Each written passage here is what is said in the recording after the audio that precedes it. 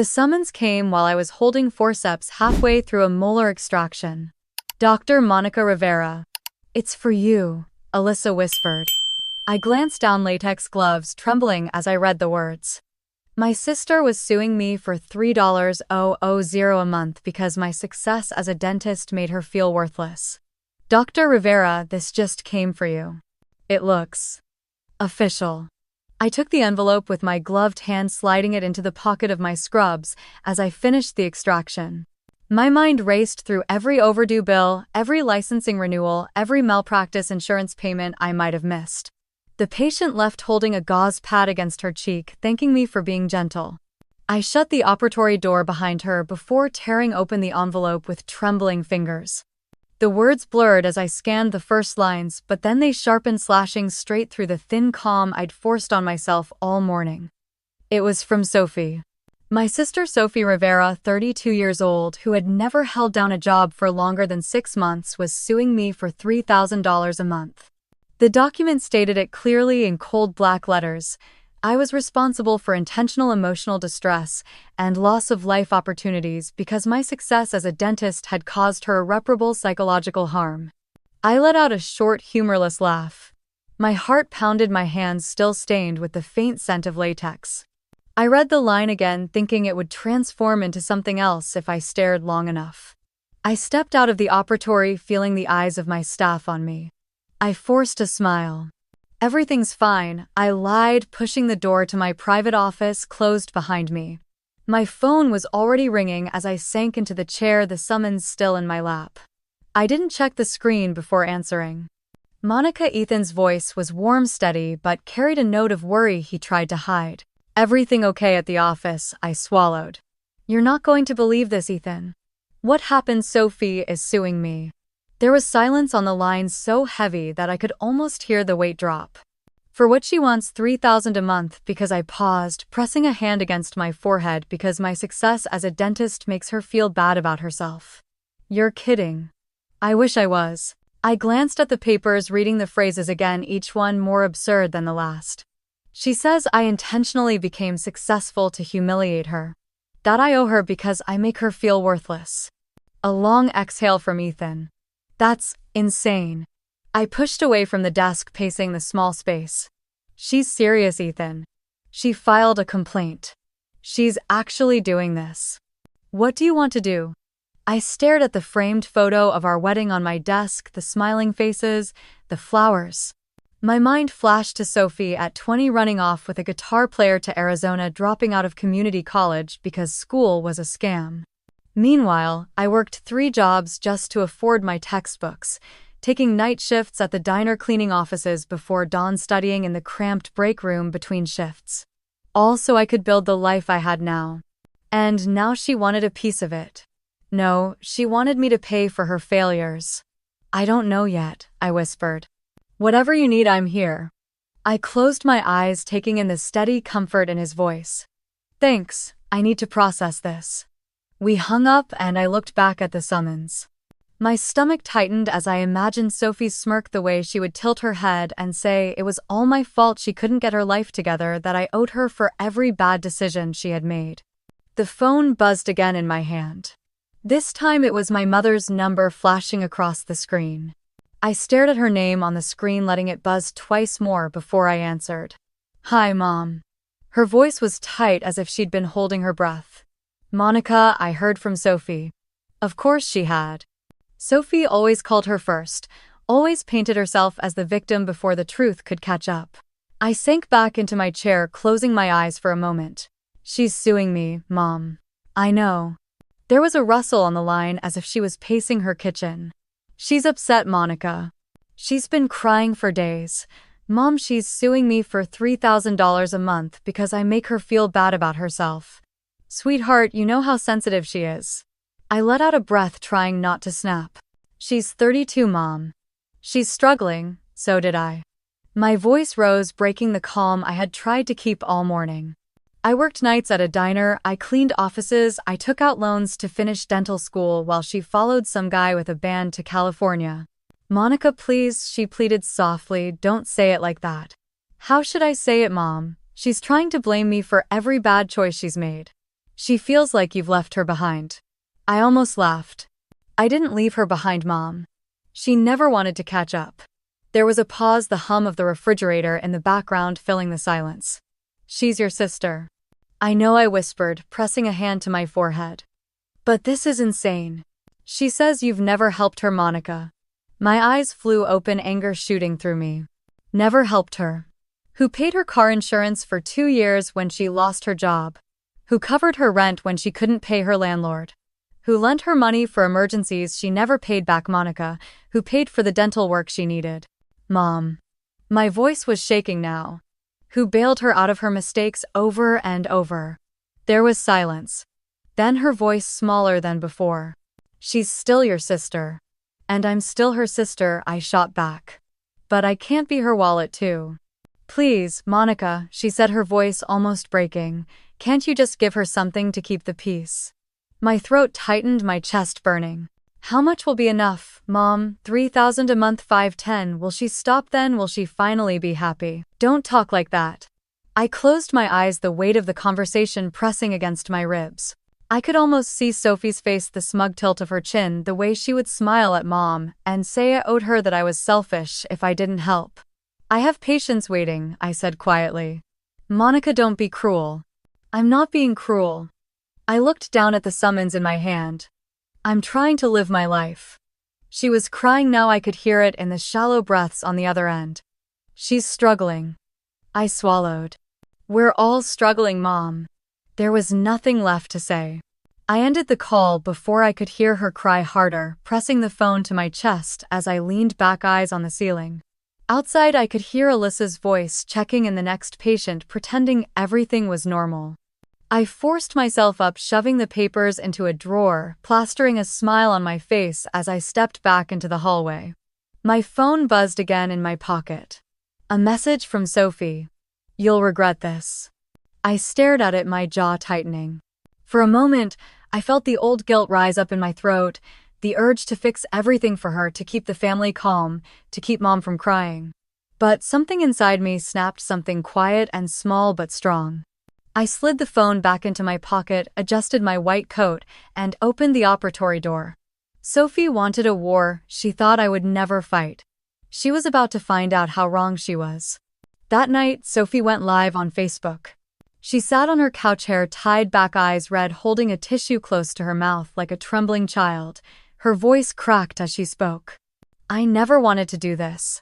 She began, wiping a tear, but my sister Monica Rivera left me with no choice. My phone screen lit up with the notification. Alyssa had messaged me, you should see what Sophie's saying about you. But I was already watching. She's out there in Dallas. Sophie continued, her voice rising, driving her new Lexus, living in a big house, pretending she's some hero while I can't even pay my rent. She started to cry harder, letting the tears fall, pulling in sharp breaths for the camera. She shook her head, staring directly into the screen. She never cared about me. She never helped me. She just wants to watch me suffer so she can feel better about herself. Comments started flooding in under her video. That's disgusting. What kind of sister does that? Wow, money changes people. Drop her name, girl. Let's expose her. And she did. She tagged me. My name, my business, my life, all exposed to hundreds of strangers who only saw her tears, who only heard her shaking voice. I felt a heaviness settle in my stomach as I scrolled through the comments. People I didn't know called me a monster, a heartless sister, a greedy woman who stepped on her family to get ahead. Then Sophie posted a picture of me outside the office holding a coffee, keys to my car in hand. She captioned it, money doesn't buy love, but she doesn't care. My phone buzzed nonstop with notifications. I turned it off and tossed it onto the couch, pacing my living room with my arms crossed tightly over my chest. It didn't stop there. Sophie posted the same sob story in a Facebook group called Women Rising Texas, claiming she was a victim of emotional abuse by a wealthy, controlling family member. She said she needed help to fight back, to find justice, to escape the toxicity. People flooded her post with sympathy and offers of help. Some even shared it publicly, spreading her lies further. The anger in their comments burned through the screen, and it was all aimed at me. The next morning at the office, Alyssa met me at the door, worry etched into her face. Dr. Rivera, we've had 3 cancellations already. They said they read some things online. I forced a nod, gripping my bag tighter, pushing down the nausea rising in my throat. Thanks for letting me know, Alyssa, we'll be fine. But it kept happening. By noon, 5 more patients had canceled. One left a voicemail saying she couldn't trust someone who treated family that way. I closed my office door, sinking into my chair, letting the silence of the room press against me. My phone buzzed on the desk. It was Mom again. I hesitated before answering, but I couldn't avoid her forever. Monica, she said, her voice hoarse from crying. Please just talk to her. This is getting out of hand.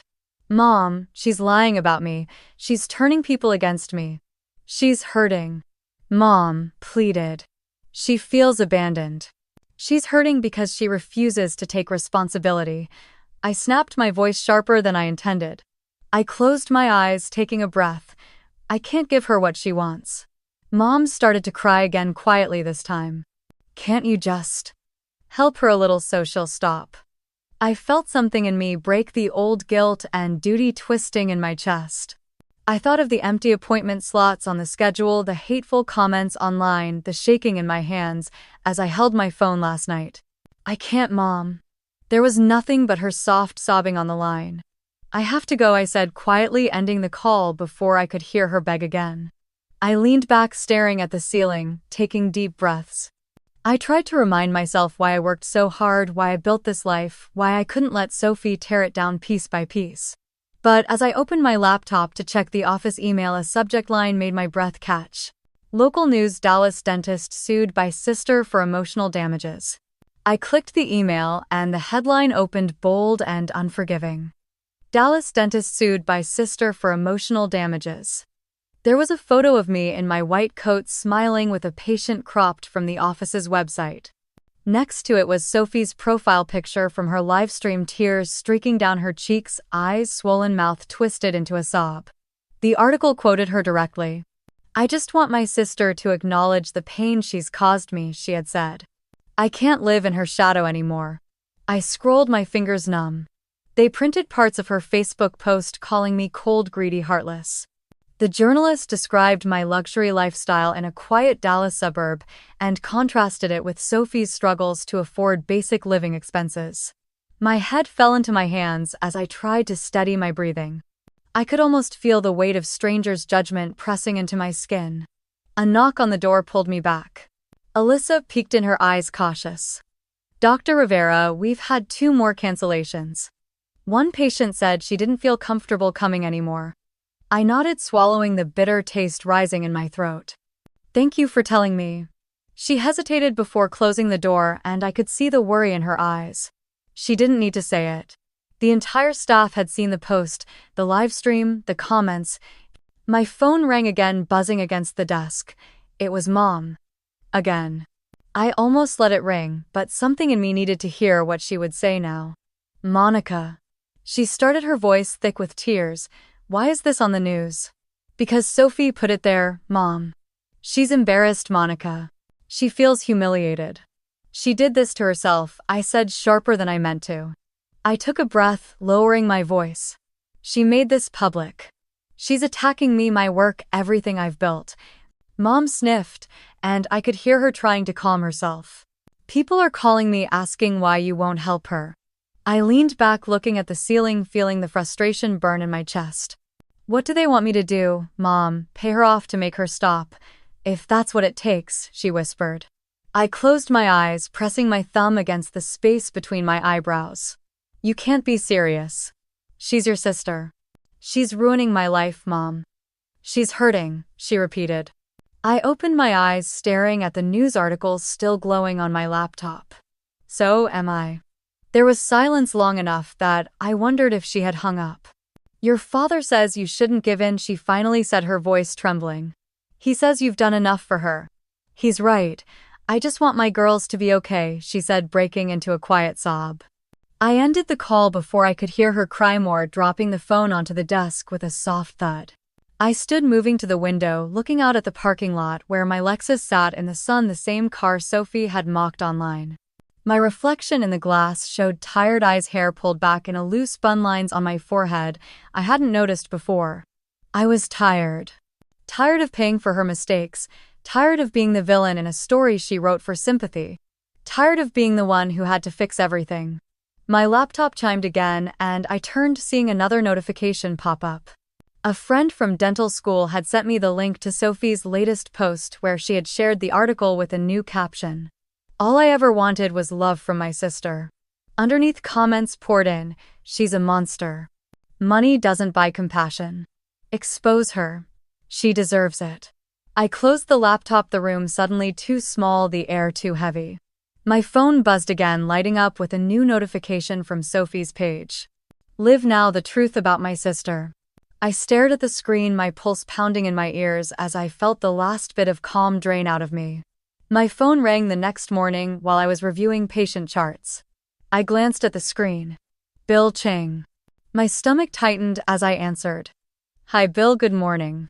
His voice was clipped formal. Morning, Monica. I wanted to let you know I'm pulling out of the veneers package. I blinked, gripping the phone tighter. Is there a problem with the plan?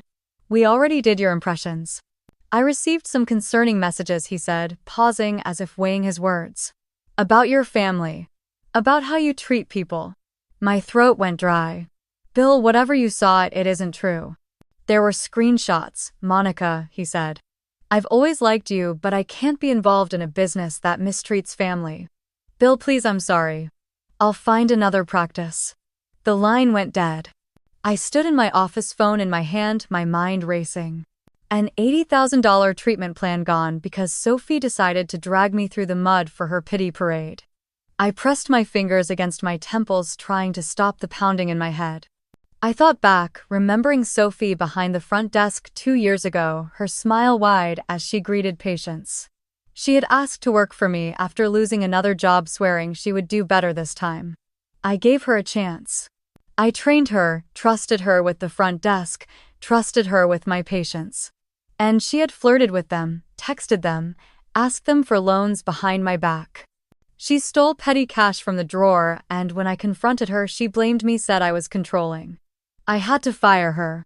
She cried in the office, calling me heartless as she packed her purse, storming out without looking back. I should have known she'd use it against me one day. Alyssa knocked on my door, poking her head in carefully. Dr. Rivera, are you okay? I forced a breath, nodding. Yeah. Just a rough morning. She stepped in, lowering her voice. I saw Sophie's latest livestream. I'm sorry. I closed my eyes for a moment before meeting her gaze. Thank you for letting me know. She's telling people you stole from her, Alyssa said softly, her cheeks pink with discomfort. That you cut her out to feel superior. The words made my jaw tighten. None of that is true. I know, she said quickly, but people online, they're believing her. I nodded, fighting the burn in my chest as I sat back down. Thanks, Alyssa. When she left, I pulled up Sophie's page. Her newest post had a selfie of her and Ryan Thomas, captioned with, "Blessed to have someone who supports me in fighting for justice." Ryan Thomas, a junior attorney at a small firm downtown. I recognized him from a Christmas party. Sophie dragged him to last year, his polite smile, the way he hovered around her like she was fragile glass. And now he was helping her sue me. I rubbed a hand over my face, taking a steadying breath before pulling up a number from my contacts. Natalie Brooks, 40 years old, a family friend who had once helped a colleague navigate a messy lawsuit. She was sharp, straightforward, never one to sugarcoat reality. I dialed, waiting as it rang. Monica, Natalie's voice came through, calm and firm. I've heard. Let's talk. I closed my office door, sinking into the chair as I held the phone. I didn't know who else to call, I said, my voice low. Natalie's voice was steady. Tell me everything. I took a breath, forcing myself to stay calm as I explained Sophie's lawsuit, the live streams, the messages, the cancellations, and Bill Chang pulling out of his treatment plan after receiving anonymous texts. She used to work for me, I continued, gripping the edge of my desk. She had access to patient contact information. I think she took Bill's number when she worked the front desk. Natalie was silent for a moment before responding. That's illegal. And reckless. It's Sophie, I said bitterly. She thinks she can guilt people into siding with her. She's not doing this alone, Natalie said. I heard she's with Ryan Thomas. My shoulders stiffened. He's helping her sue me. Natalie gave a small, humorless laugh. A junior associate who doesn't know what he's stepping into. I rubbed a hand over my face. She's ruining me, Natalie. No, Natalie said firmly. She's trying. There's a difference. I let out a breath I didn't realize I was holding. What can we do? We start by documenting everything, she replied. Every payment you've ever made to her, every text, every email. Any witness who can testify to her behavior. She's twisted everything, I whispered. She's emotional and impulsive, Monica, Natalie said. That's her weakness. She'll contradict herself. I nodded, looking around the office I had built from nothing, the certificates on the wall, the framed photos of smiling patients. I wouldn't let Sophie take this from me. Natalie's voice softened. I know this is your sister, but you need to see her as the plaintiff now. I know. I'll handle the paperwork, she continued, and I'll make sure we're prepared for every angle. A quiet settled between us, heavy but steadying. Thank you, I said. Don't thank me yet, Natalie replied. Just send me everything you have. I ended the call and opened my drawer, pulling out a manila folder where I had kept receipts over the years. Checks I had written for Sophie's rent, her car insurance, the dental work I did for her for free, the cash I gave her for emergencies. That were always followed by radio silence. 10 years of enabling her hidden under the belief that it was what family did. I placed the folder on the desk, staring at it, letting the memories wash over me. Sophie smiling as she left with my money, promising to pay me back. Sophie crying on the phone when she needed help. Sophie laughing when she told me I was too uptight about money. My phone buzzed again, pulling me from the memories. A text from Natalie. I'll review everything tonight. We fight back tomorrow. I let the message sink in before I turned back to the folder, flipping it open, spreading the receipts across my desk. As I organized them, I felt a small flame of resolve light inside me. Enough. I would not let her destroy everything I built. A knock came at my office door and Alyssa stepped in, holding a small stack of mail. She placed it on the desk before glancing at the papers spread out. You're going to fight her, aren't you? She asked. I met her eyes, seeing the worry, the quiet loyalty. Yes, I said, my voice steady. I am. Alyssa nodded once before slipping out of the room, closing the door behind her. I sat down again, staring at the organized piles, letting the quiet of the room wrap around me. The door opened once more and Natalie walked in, a stack of folders in her arms. She dropped them onto the desk and looked me in the eye. Sophie doesn't know who she just started a war with. Natalie sat down across from me, flipping open the top folder as if she were slicing open a wound. She's more reckless than I thought, she said, sliding a printed screenshot across the desk. It was Sophie sitting on her couch, a thin blanket around her shoulders, tears streaking down her cheeks as she stared into her phone camera. A banner across the top read, "Help me escape my abusive sister." She went live on Facebook 2 nights ago, Natalie continued, her voice calm but cold. She told everyone you're controlling, that you've cut her off financially to punish her, that you're forcing her to live in fear. I stared at Sophie's face, frozen mid-sob, the comments visible on the screenshot. She says you're the reason she's sick, Natalie added, pulling out another image. Claims she has thyroid disease and can't afford treatment. I felt a bitter laugh rise in my chest, but it caught in my throat. She's not sick. She's also telling people you stole money from her, Natalie said, flipping to another page, and that you're hiding family money that belongs to her. She's lying to strangers for money, I whispered, shaking my head. And it's working, Natalie replied. In one night she raised almost $8,000. I let the words sink in, feeling the heat flush through my face. She's spending it, isn't she? Natalie nodded, once sliding a printed Instagram story toward me. Sophie was holding up a shopping bag from a luxury boutique, her face lit up with excitement. The caption read, "Finally treating myself after so much pain." Next to her in the photo was Ryan, smiling at the camera with his arm around her waist. He thinks he's protecting her, I muttered. He thinks he's a hero, Natalie corrected, but he's enabling her fraud. I stood up, pacing behind my chair, my arms crossed tightly over my chest. She's scamming people, Natalie. She's telling them I'm abusing her, that I'm destroying her life. Natalie leaned back, studying me carefully. She's desperate for attention, Monica, and she thinks you're too ashamed to fight back. My phone buzzed on the desk. I glanced at it, my stomach twisting as I saw the message. Pay me or I tell everyone about Dr. Brown. My fingers clenched around the edge of the desk. She's blackmailing me now. Natalie's eyes darkened. Let me see. I handed her the phone. She read the message, her jaw tightening as she placed it down. She's threatening to accuse Dr. Brown of harassment, I said, my voice shaking with anger. If I don't give her money, she'll try to destroy him. She's playing with people's lives for leverage. Natalie said, her tone sharp. That's a crime. She doesn't care, I snapped. She'll say whatever she wants to get what she wants. Natalie nodded, flipping open her laptop and inserting a flash drive. She turned the screen toward me, pressing play. The video showed Sophie at a rooftop bar holding a cocktail in one hand, Ryan's arm around her shoulders. She was laughing, her hair done, makeup flawless, wearing a new jacket I'd never seen before. To freedom, Sophie said, raising her glass to the camera. And to people who actually care. They clinked glasses, Ryan leaning in to kiss her cheek as she giggled. I felt the last piece of sympathy I had for her drain out of me. She's not sick, I said quietly. She's not suffering. She's celebrating. Natalie clicked pause, the image freezing on Sophie's smiling face. We have screen recordings of her shopping, eating out, laughing with friends, all while claiming she can't afford medicine, Natalie said.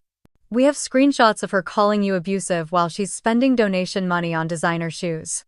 I stared at the frozen image, my jaw tight, my chest rising and falling as I forced myself to breathe.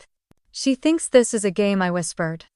Natalie shut the laptop, leaning forward across the desk. It won't be for much longer. I sank into my chair, closing my eyes for a moment, letting the quiet sink in. I felt the fear, the anger, the betrayal, but under it was something stronger, something steady. Resolve. I opened my eyes, meeting Natalie's unwavering gaze. She thinks I won't fight back, I said. Natalie's lips curved into a small, cold smile as she placed the flash drive on the desk between us. She's about to learn who you really are, Monica. I picked up the flash drive, feeling its weight in my palm as if it carried every lie Sophie had ever told. Natalie leaned back, folding her arms, her eyes sharp. I'll have the video saved on a secure cloud. We're not losing this. I nodded, setting the drive carefully in my top drawer, closing it with a quiet click. She's crossed every line, I said, my voice calm but low. Threatening Dr. Brown is the last straw. Natalie's gaze didn't waver. She thinks you'll fold if she pushes hard enough. She's wrong, I replied. My phone buzzed, the screen lighting up with another message from Sophie. You think you're better than me. Pay me or Kevin loses everything. I took a slow breath, forcing the anger down, feeling it settle into something steady and cold. Natalie reached over, taking the phone from my hand to read. She's reckless, she said. And we can use that. I looked at her, my jaw tight. She's destroying people, Natalie. She's about to destroy herself. Natalie replied, opening her laptop again. She clicked on another file, turning the screen toward me. It was another video, this one from the night of Sophie's fundraiser. The camera was shaky but clear enough. Sophie was at a restaurant laughing, her arm hooked around Ryan's as they toasted. To freedom, she said, her grin wide, her eyes bright. And to getting what we deserve. Someone off camera cheered and Sophie tilted her head back, laughing carefree. I watched, letting the image burn into my mind. I thought of the women who donated, who believed they were helping someone sick and trapped. I thought of Dr. Brown, who had built a reputation on kindness and skill, who now faced a false accusation if I didn't pay. I clenched my fists. She's never going to stop. Natalie nodded once. Then we won't either. A knock at the office door made us both turn. Alyssa peeked in, her eyes uncertain. Dr. Rivera, there's something you should see. I stood, exchanging a glance with Natalie before following Alyssa down the hall. She led us to the front desk, where her computer screen showed Sophie's Facebook page open on live video. Sophie was sitting in her car, tears streaming down her face as she spoke into the camera. My sister is trying to ruin me, she sobbed. She's trying to silence me and I'm scared. Thousands of people were watching the comments flooding in. Stay strong, Sophie. She's evil. Expose her. Sophie lifted a piece of paper to the camera. It was a screenshot of a bank transfer from me dated 3 years ago when I had paid her rent after she was evicted. She waved it, her voice breaking. She thinks this makes her a hero, but it was hush money, she cried. She's hiding what she did to me. Natalie let out a quiet, sharp breath. She's spinning your kindness into evidence against you. My pulse pounded as I watched Sophie's tears fall, her shoulders shaking as she forced sobs between words, pausing for dramatic effect. I'm tired of living in fear, she said. I'm tired of pretending everything is okay. Ryan's hand appeared from off-screen, squeezing her shoulder as she buried her face in her hands. The comments kept coming, pouring gasoline onto the fire she had started. She's weaponizing victimhood, Natalie muttered, shaking her head. She's digging her own grave. I didn't respond, my eyes locked on the screen as Sophie lifted her face again, tears glistening on her cheeks, her lips trembling. She took a shaky breath, leaning closer to the camera. I'm going to tell you everything about Monica Rivera, she said, her voice slow, eyes burning with false resolve. You all deserve to know who she really is. Natalie's phone buzzed and she glanced down before looking back up, her expression sharpening. We have the footage, Monica, she said, her voice quiet but firm. And it's exactly what we need. My father knocked on my door that evening, his hand resting on the frame, shoulders slumped under the weight of years I hadn't noticed until now. Can I come in? He asked softly. I stepped aside, letting him into the kitchen where the hum of the refrigerator was the only sound. He glanced around before pulling out a chair, sitting down with a heaviness that made my chest tighten. I sat across from him, waiting. He rubbed his hands together, staring at the floor. I need to tell you something. My stomach sank. What is it? He looked up, his eyes tired but clear. It's about Sophie.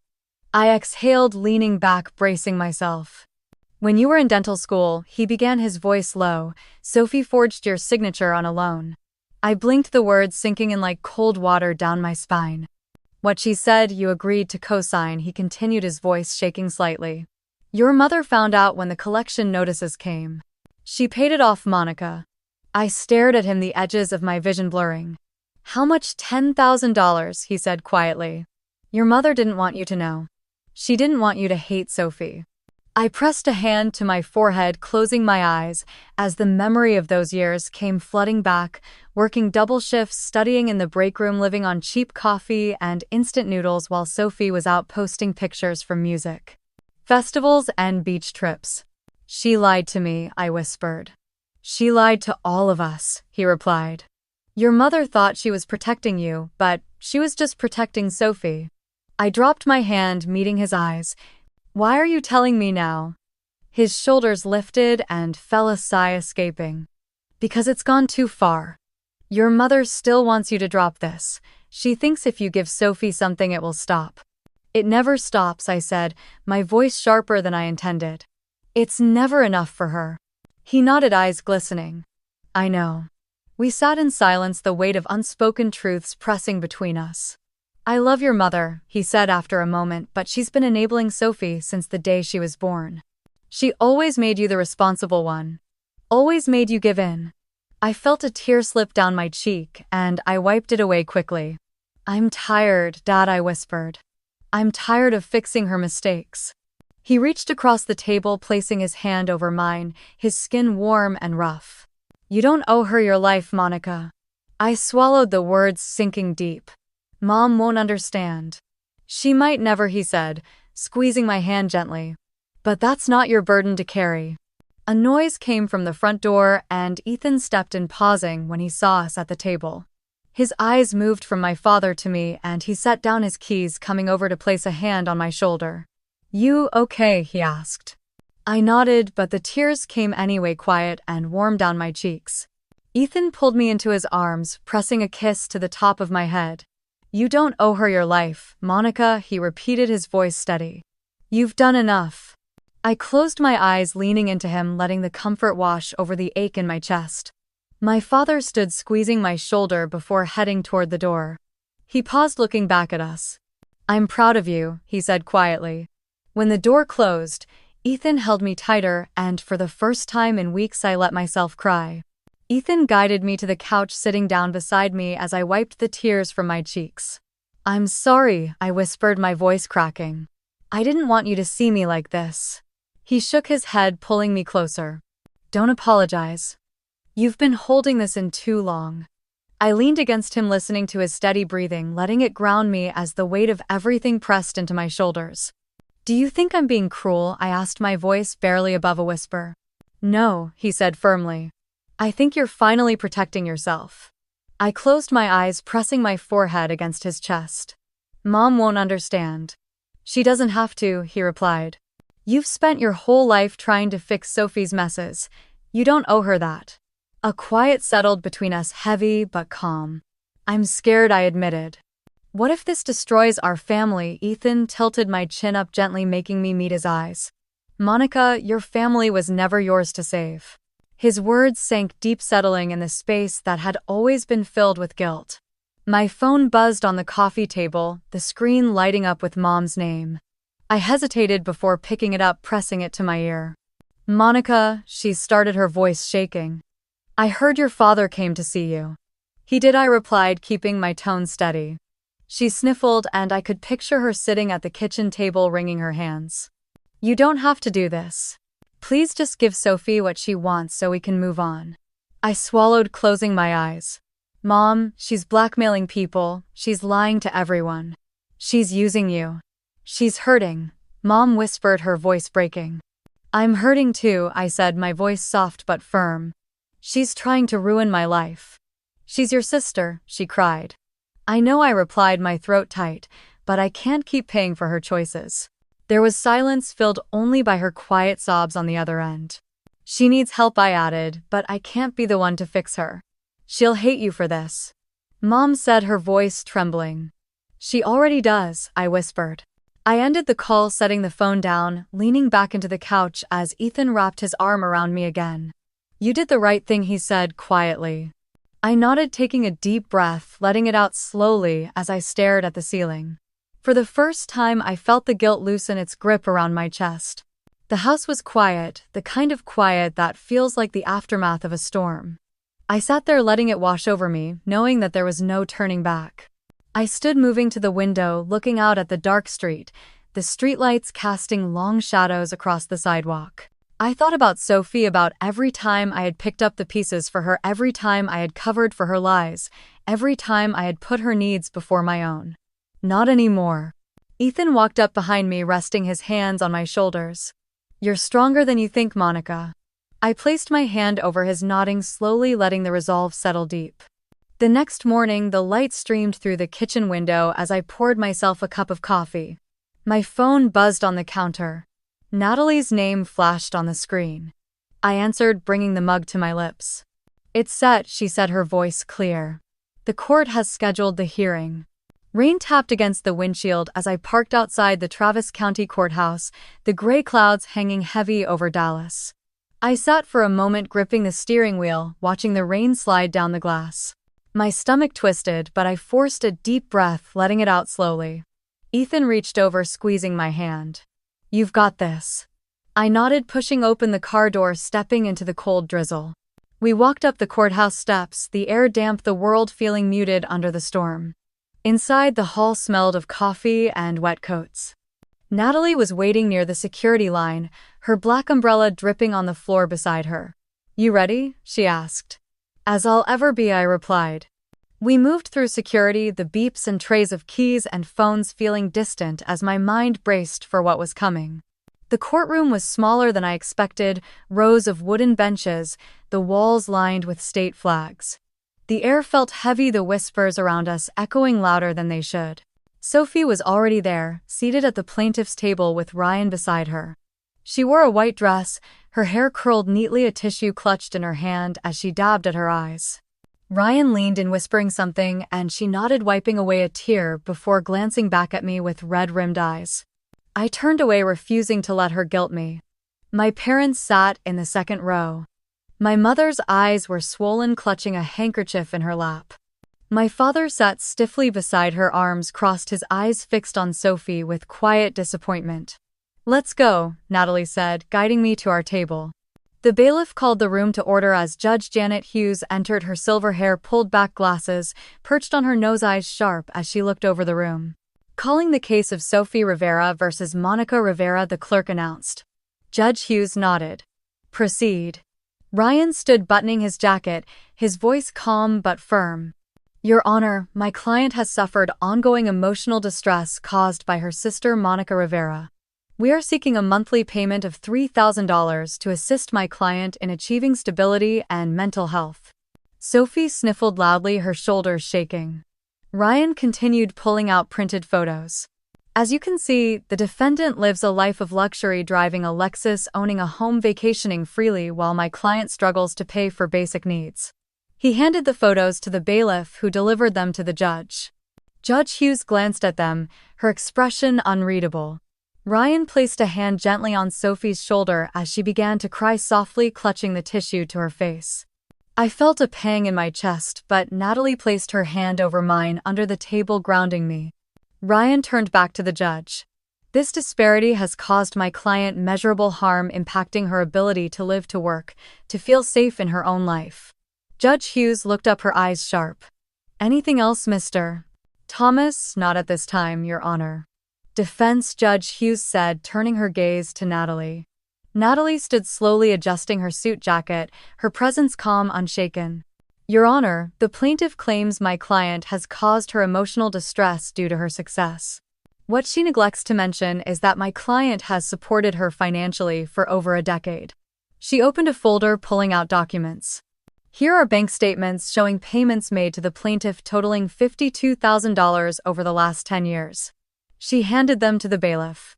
Natalie clicked her remote, the screen behind the judge, lighting up with photos of Sophie on vacation, laughing with friends, shopping bags in hand, cocktails on beach balconies. "These are recent images of the plaintiff," Natalie continued, her voice even. "Taken while she was claiming she was unable to pay for basic needs." Sophie's face paled, her eyes darting to Ryan, who shifted uncomfortably. Natalie pressed another button, playing the muted clip of Sophie at the fundraiser dinner, raising her glass with a smile. The video ended, freezing on her laughing face. "And finally, Your Honor," Natalie said, pulling out a printed message, evidence that the plaintiff attempted to extort my client by threatening to accuse Dr. Kevin Brown of harassment if she did not receive money. A hush fell over the room, the only sound the rain tapping against the windows. Judge Hughes lifted the paper, reading it carefully before setting it down, her eyes moving to Sophie. Sophie shifted in her seat, clutching the crumpled tissue as she looked at Judge Hughes, her lips trembling. The judge's gaze was steady, unblinking, the kind that made the room feel smaller, the air tighter. "Miss Rivera," she began, her voice calm, "you are asking this court to order your sister to pay you $3,000 each month for emotional distress you claim is caused by her success." Sophie nodded quickly, her voice soft. "Yes, Your Honor, it's been impossible for me to live, knowing how she." Judge Hughes raised a hand, silencing her. "You've presented photographs of your sister's car, her home, her vacations as evidence of this disparity." Sophie's eyes flickered toward Ryan, who gave her a reassuring nod. "Yes, Your Honor. It's like she wants me to feel small." Judge Hughes picked up another document from the bench, glancing at the bank statements Natalie had provided. "And yet your sister has transferred you significant sums over the last 10 years. $52,000 to be precise." Sophie's jaw tensed, her eyes darting down, blinking back tears she was trying to summon. That was nothing compared to what she has." Sophie stammered, her voice cracking. "She made me feel like I was nothing." "And you felt entitled to more?" Judge Hughes asked, her tone still even. Sophie's head shot up, her lips parting. "I just wanted to be treated fairly." A quiet cough echoed from the back of the courtroom where my mother sat, her hands gripping her purse, tears on her cheeks. My father sat rigid beside her, his eyes on Sophie, disappointment and exhaustion etched into the lines of his face. I felt Ethan's hand on my back, grounding me as the storm outside pelted the windows, the low rumble of thunder rolling through the courthouse walls. Judge Hughes set the papers down, folding her hands. "Miss Rivera in the videos submitted you were seen dining out, vacationing, shopping, and celebrating with friends while claiming financial hardship. Sophie's mouth opened closing again without sound. And in this text message, Judge Hughes continued lifting a printed screenshot. You threatened to fabricate allegations against Dr. Brown if your sister did not provide you with further funds. Ryan cleared his throat standing. Your Honor, my client was under emotional duress when she... Sit down, Mr. Thomas, Judge Hughes said sharply. Ryan hesitated before sinking back into his chair, his face flushing. Sophie's breathing quickened, her eyes wide as she shook her head. I didn't mean it like that. I was scared. Scared of what, Miss Rivera? The judge pressed, leaning forward slightly. Sophie's eyes filled with tears, but no words came. Judge Hughes let the silence stretch, letting everyone in the room feel it, letting Sophie feel it. My heart pounded as I watched Sophie, the sister I once shared a room with who used to braid my hair, now shaking in front of a judge, unable to spin another story. Judge Hughes's voice broke the silence, low and direct. Miss Rivera, I have only one question for you today. Sophie's lip quivered, her eyes blinking rapidly as she tried to hold back tears that were now real. Judge Hughes tilted her head slightly, her eyes never leaving Sophie's. What, she asked, pausing to let the weight of her words settle over the room. Have you done to improve your own situation? Sophie blinked, her mouth opening as if words might tumble out, but none came. She shifted in her seat, eyes darting toward Ryan, who stared straight ahead, jaw clenched. The courtroom was so quiet I could hear the hum of the overhead lights and the soft patter of rain against the windows. Sophie let out a shaky breath, clutching the tissue so tightly it tore in her hands. I tried, she stammered, her voice, small, brittle. I tried to. But she always. Judge Hughes tilted her head, her expression patient, but unyielding. Miss Rivera, I'm asking what you have done. Not what your sister has, not what others have failed to do for you, but what you have done to improve your own situation. Sophie's eyes widened, blinking rapidly, her breath coming faster. She made me feel like nothing, she whispered, her fingers twisting the shredded tissue. The judge's gaze was unwavering. Feelings are not actions, Miss Rivera. I will ask you again. Sophie's lips moved, but no sound came out, her eyes filled with tears that spilled down her cheeks, smudging her mascara as she shook her head. I couldn't, she finally gasped. She took everything. The judge exhaled softly, her face unreadable. No, Miss Rivera, your sister's choices are not yours. Her achievements do not prevent your own. Sophie's face turned red, her shoulders trembling as a sob ripped from her throat. She slammed her palms against the table, making papers jump. You don't understand, she screamed, her voice cracking. She ruined everything, she's always had everything. Her cries echoed off the wood-paneled walls, sharp and raw, slicing through the heavy air of the courtroom. Ryan closed his eyes, letting out a sigh before quietly gathering his papers and sliding them into his briefcase. His movements were slow, deliberate, as if he didn't want to draw attention, but the sound of the zipper closing was loud in the silence. Sophie turned wild-eyed, grabbing at his sleeve. Ryan, please. You said you'd help me, you promised. Ryan pulled his arm away, not meeting her gaze. I'm sorry, Sophie, he said quietly, stepping back. I can't help you. He turned and walked toward the exit, his footsteps steady, leaving Sophie's hand hanging in the air. No, don't you leave me, she shrieked, her voice ragged, but he didn't look back.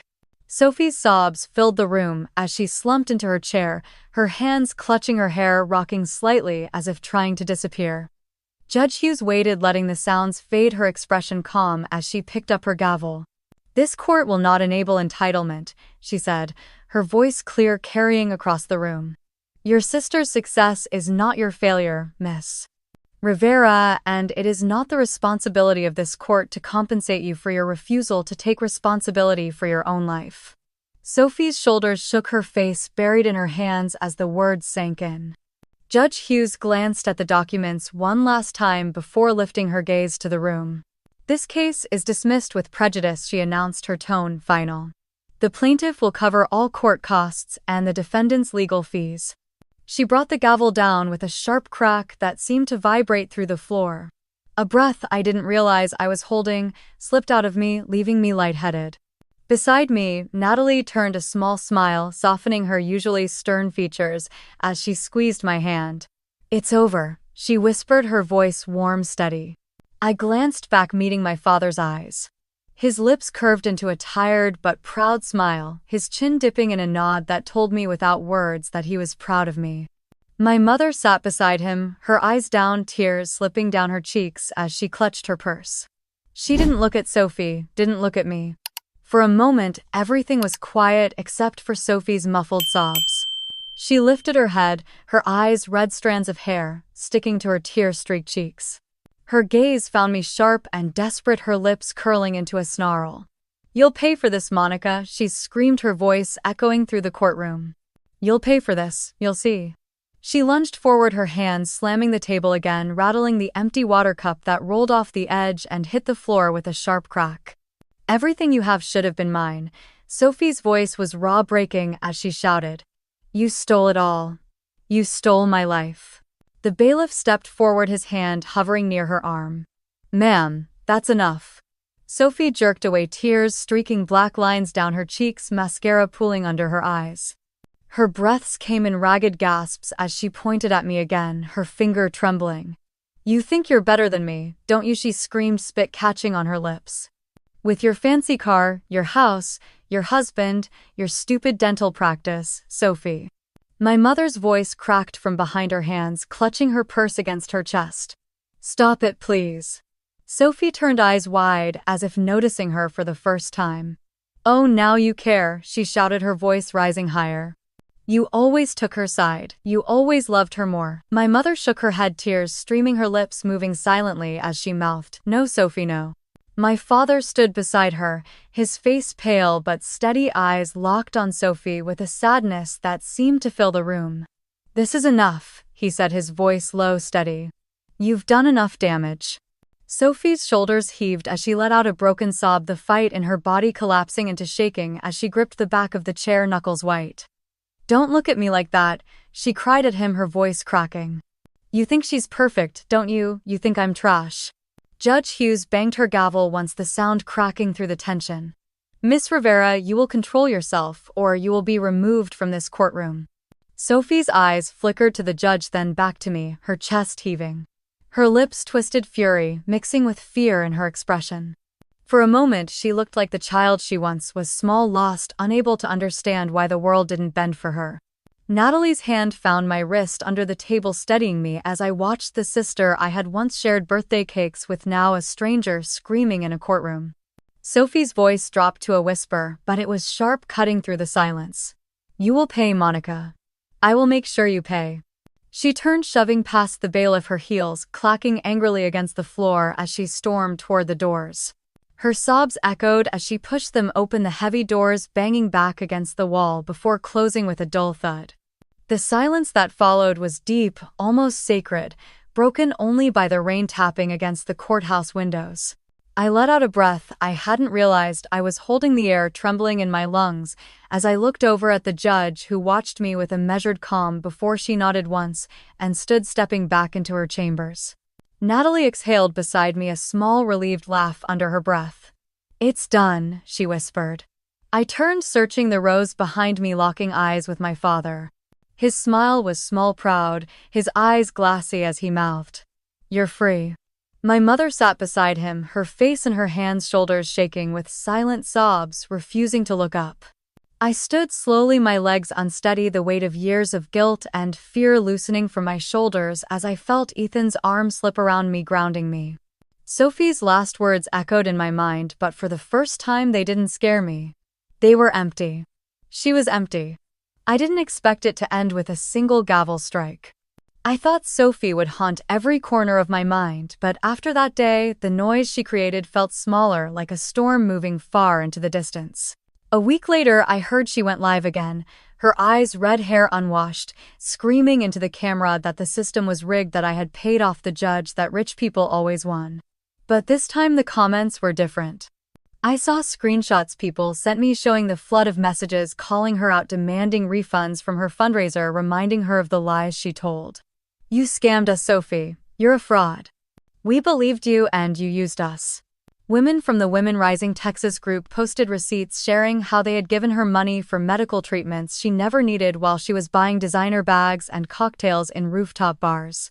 A former roommate of Sophie's shared a post about how Sophie had skipped rent for 3 months before vanishing, leaving the apartment trashed. I read the comments one by one, sitting at my kitchen counter with a cup of coffee, feeling a strange emptiness as the karma I had once wanted so desperately began to collect its debt from her. The next week, her credit cards were declined, her phone was disconnected, and she was evicted from her apartment. Ryan cut off all contact, blocked her number, changed his social media. Sophie packed what she could into 2 suitcases and left Texas with a new boyfriend, heading to Arizona, telling him the same story she told everyone else, playing the victim in a script she refused to rewrite. She didn't call me. She didn't dare. I returned to my clinic on Monday, walking through the glass doors with a quiet peace I hadn't felt in years. Alyssa greeted me with a relieved smile, the waiting room full again, patients chatting softly, the air warm with the scent of coffee and clean floors. My schedule was full for weeks, patients returning, trusting me, the damage Sophie tried to inflict dissolving under the steady routine of the work I loved. That afternoon, I received a text from my father. "I'm proud of you." I stared at the words for a long time before replying. "Thank you, Dad." That evening, as I was locking up the clinic, a delivery driver arrived, handing me a small white box. It was a pie. My mother's handwriting was on the note taped to the top. No words, just a pie. I stood there, the pie warm in my hands, letting out a breath that I had been holding for years. Forgiveness is quiet, I thought. Sometimes karma isn't loud. Sometimes it arrives when the excuses run out, when the last person willing to listen finally walks away. Sophie had spent her life running from herself, blaming everyone, blaming me, blaming the world for the emptiness she refused to fill. And for the first time, it was no longer my job to fix it. The days after the trial felt quiet in a way I hadn't known in years. I woke up to the sunrise, brewed my coffee, and sat on the porch with Ethan, letting the morning air clear the last traces of fear Sophie had left behind. But Sophie couldn't let it go. She went live again, her face close to the camera, tears streaking her cheeks, screaming that the system was rigged, that I was rich enough to buy the court, that no one cared about women like her. She tried to rally sympathy, but this time people didn't clap for her. Women from the Women Rising group posted screenshots showing how Sophie had used their donations for shopping sprees, dinners, and weekend trips. They demanded accountability, calling her a liar, a thief, a manipulator. Friends she had borrowed money from messaged her publicly, reminding her of the hundreds she never paid back. Old roommates shared how she left apartments in chaos, bills unpaid, moving on to the next place, the next person to use. Her stories didn't work anymore. Ryan blocked her on everything, his profile now scrubbed of any trace of Sophie, moving on with a quiet apology to those who had believed in her lies. A week later, Sophie's landlord posted a notice that she had been evicted for non-payment, her things left on the curb, rain-soaking boxes, as she screamed at the sky, demanding someone fix it for her.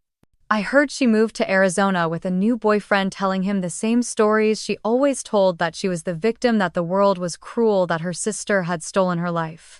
But there was no one left to believe her for long. I returned to the clinic, unlocking the glass doors, breathing in the clean scent of coffee and the soft hum of the waiting room, filling again with patients who trusted me. Alyssa hugged me that morning, whispering "welcome back," before returning to the front desk, the phone ringing with new appointments. I spent the day doing what I loved, helping people, focusing on the steady hum of the drill, the warm gratitude in my patients' smiles. That evening, as I locked up, my phone buzzed with a message from my dad. "I'm proud of you." I read it twice before replying. "Thank you, Dad." When I arrived home, a small box sat on the porch, the scent of warm pie seeping through the paper. My mother's handwriting was on the note, shaky but familiar. She didn't call, didn't text, just sent the pie. It was enough. That night, Ethan and I sat at the kitchen table, sharing the pie in silence, letting the sweetness settle the last pieces of chaos Sophie had left behind. I thought about karma, how it doesn't always come when we want it, how it waits silent, patient, arriving when there is nowhere left to hide. Sophie had spent her life running, blaming, demanding. And now there was no one left to fix it for her. I leaned back, letting out a breath, feeling the quiet peace I had fought for, earned, and claimed for myself. If you've ever been in a situation like this, share in the comments.